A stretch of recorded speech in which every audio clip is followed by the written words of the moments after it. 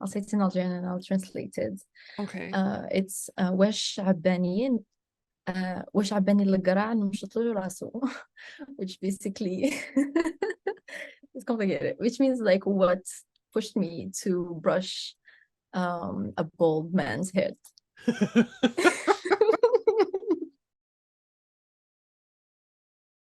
One common mistake is like when people say Arabic, they all think that you all speak the same language, but it's so vast and so huge that like actually every region is very different. Tunisia, Morocco, Algeria, and Libya would kind of have like the same similar wording per se.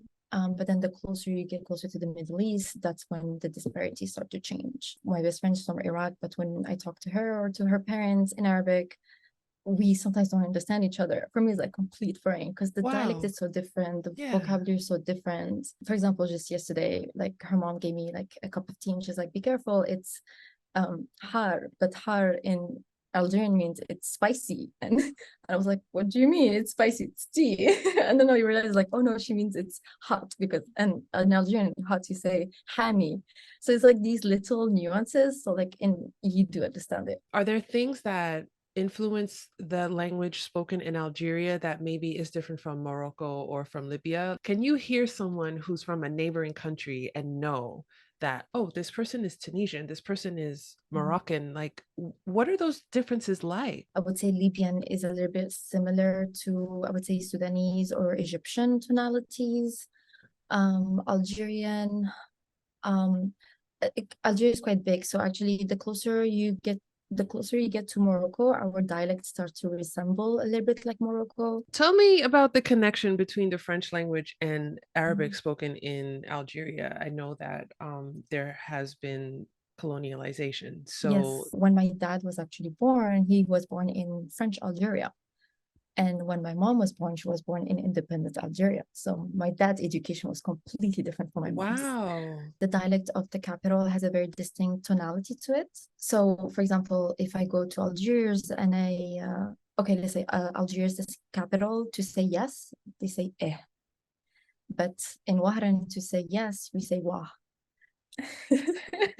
So sometimes when I'm in Algiers, I was like, please make sure to not say wah and say eh, because if I say wah, they will know instantly I'm from that city. Mm, So growing up with both of these places, I kind of grew up talking both dialects without knowing I'm talking with both dialects.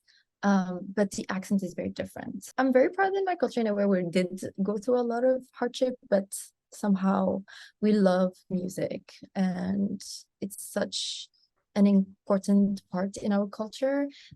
Every time when you have family gatherings, we always end up like singing and also our music culture is so rich. Like every city, you know how like every city have its own dialect, every city kind of have our own music style as wow. well. How do I say it? We call it rai, which is a little bit more popular. I think it became popular a little bit in America with like Sheb Khaled.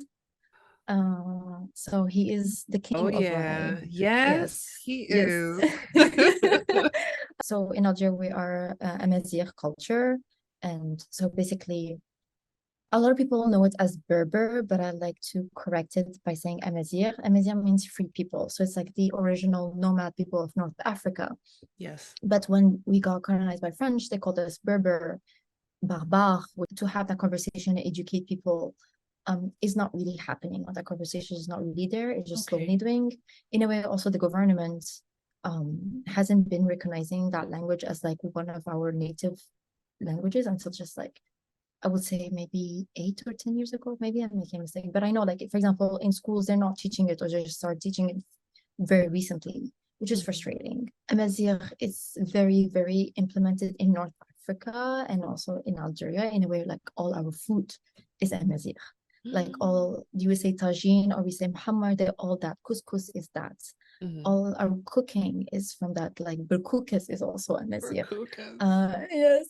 I really want to try it. You've sold me on it's it. it's really good. And the spice you add to it is like a specific spice that you go to the spice maker and he makes it. And I don't know what's in there, but it's really good.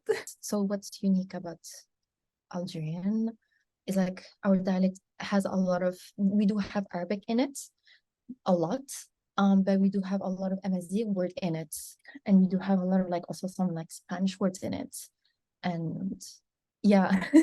So yeah, so when you start like looking at the origin of some words, like, oh, this is actually Amazigh, or this is from here Hmm. and there. I was not even familiar with Amazigh culture or the Tamazight, like the language. Mm-hmm. Mm-hmm. And I was like scrolling, I must have been on Instagram one day and I saw these like letters and I Mm-hmm. was like, what is this? I need to know what Yeah. this is. And it took me a long time because I couldn't describe it, but I remember seeing like that. I remember seeing the alphabet and Mm-hmm. like the written language and it's gorgeous. Yeah, it Like, is. For me, I'm trying to learn it and learn the sound of it and like how to write it and how to read it. mhm, Um, the things like Morocco has also the things like North Africa, we're all Amazigh, so yeah. that we also have all the same dialects and not that like also the same fonts and typeface and all that, which is pretty impressive. But also what comes with it is the tattoos as well. So Mhm. it was part of like a culture and a craft and a history. And it was a mark of pride as well. Sometimes, you know, Yeah. like each there's a lot of symbols and each symbol represents something. So creating that pattern and what Mhm. represents you is really important. I think it's beautiful and it's not uneducated. Of course. And Algeria, here I come. yes, Get yeah, ready you'll for have a great me. time.